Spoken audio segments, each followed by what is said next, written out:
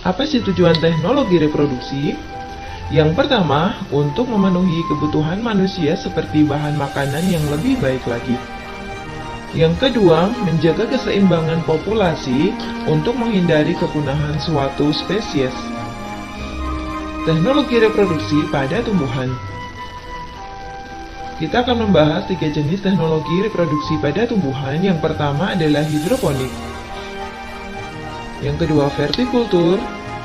Yang ketiga kultur jaringan. Kita akan membahas satu persatu. Yang pertama adalah hidroponik. Bisa kamu lihat pada gambar. Hidroponik merupakan cara penanaman tumbuhan tanpa menggunakan tanah. Penanaman menggunakan larutan nutrisi dan mineral yang sudah dilarutkan dalam air atau dengan tambahan medium yang lain seperti kerikil, arang, sekam, dan spons. Contoh tumbuhan yang bisa dihidroponik seperti sayur-sayuran, paprika, tomat, timun, terong, dan selada. Komponen yang harus diperhatikan dalam hidroponik. Yang pertama adalah air. Air berfungsi sebagai media tanam dan juga sebagai pelarut nutrisi. Yang kedua adalah cahaya. Seperti tumbuhan yang lain, tumbuhan hidroponik juga memerlukan cahaya untuk berfotosintesis cahaya dalam kadar yang sesuai. Yang ketiga adalah oksigen. Oksigen yang terlarut dalam nutrisi sangat diperlukan oleh hidroponik. Yang keempat adalah nutrisi. Kandungan nutrisi berupa zat-zat seperti nitrogen, natrium, kalsium, kalium. Itu sangat diperlukan oleh tanaman. Dan itu bisa diperoleh dari zat tambahan yang bisa dibeli di toko pertanian. Kalau ingin belajar lebih lanjut tentang hidroponik, kalian bisa searching di YouTube. Ada banyak tutorial tentang hidroponik. Berikutnya adalah vertikultur. Vertikultur merupakan teknik budidaya tumbuhan dengan membuat instalasi secara bertingkat. Tujuannya untuk meningkatkan jumlah tanaman pada lahan yang terbatas atau lahan sempit.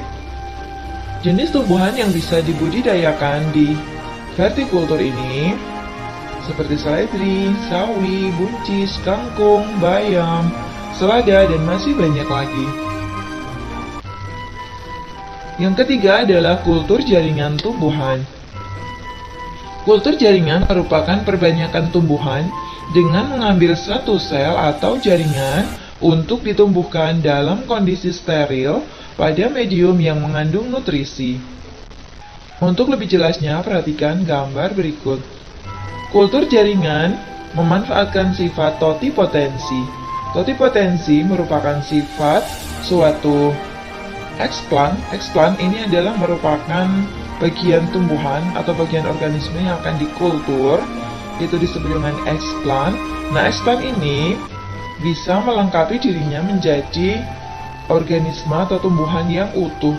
Nah, itu yang namanya totipotensi. Nah, eksplant ini sebelum dipotong-potong harus disterilkan terlebih dahulu. Disterilkan bisa menggunakan alkohol. Nah, yang disterilkan tidak hanya eksplantnya saja, tapi berbagai peralatan, ruangan, itu juga harus dalam kondisi yang steril, bebas debu, bebas kuman. Nah, kemudian setelah dipotong-potong, eksplant ini nanti masih diambil lagi bagian sel atau jaringannya. Diambil bagian yang tengah, biasanya ya di jaringan meristem, bagian yang paling steril. Kemudian dipindah atau dimasukkan ke cawan Petri. Nah, di bagian cawan Petri ini dimasukkan atau ditambahkan zat-zat nutrisinya. Kemudian dia nanti akan berubah menjadi kalus. Kalus ini adalah sel-sel yang sudah membelah, namun belum terdiferensiasi atau belum bisa dibedakan. Kemudian dia akan dipindahkan ke medium pertumbuhan sampai nanti menjadi plantet atau tumbuhan yang sangat kecil. Nah, di plantet ini akan diadakan yang namanya aklimatisasi, yaitu kondisi di mana dia akan menyesuaikan diri dengan kondisi lingkungan normal.